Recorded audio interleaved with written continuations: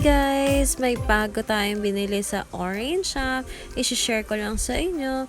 Ito magagamit natin sa car para ma-organize yung mga abubot na nakakalat sa backseat. Kinakat ko na yung bubble wrap. Kung napansin nyo, nakat ko na nga yung mismong ziplock bag. Well, sa loob niyan yung ating binili na. So, wala na siyang support. Munti ko na makat mismo yung item. Pero okay lang. Carry pa rin. Ayan, tingnan natin yung loob. Yan, open na natin yung ziplock bag. At, yan, itetest na natin siya. O, kung mapapansin nyo, medyo saktong-sakto talaga siya sa likod ng upuan. So, isasabit na natin siya. Isa-set up na natin siya para makita na natin lahat kung bagay ba talaga at maganda. Yan, una, sa may headrest natin siya isasabit. Ayan, balilak lang siya.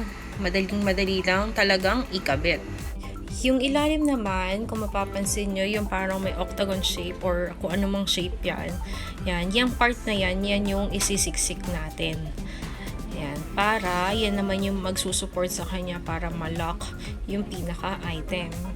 At yan, kailangan siksik na siksik para ilalabas natin dun sa may likod na part and masisecure niya yung kabilang part na mag-a-attach sa kanya. At makikita nyo, yan na yung i-attach natin doon sa may parang shape na octagon. Tapos, yan na yung maglalak sa kanya. O, diba? Nakakabit na talaga siya. I-open natin kung ano talaga yung itsura niya. Ayan, ayan. Parang may mini table siya. Diyan ipapatong yung food or kung may activity yung anak nyo, dyan. Tapos may mga pocket pa siyang pwedeng paglagyan ng tablet and cellphone. Ayan naman, na-adjust yan para sa level na kung anong gusto nyo. Tapos ibabalik nyo lang kung gusto nyo isara and then may pocket pa dyan. Then ito sa tissue, then ito sabit sa trash or pwedeng additional pockets na rin for your storage. Tapos sa ilalim may lalagyan pa siya ng umbrella.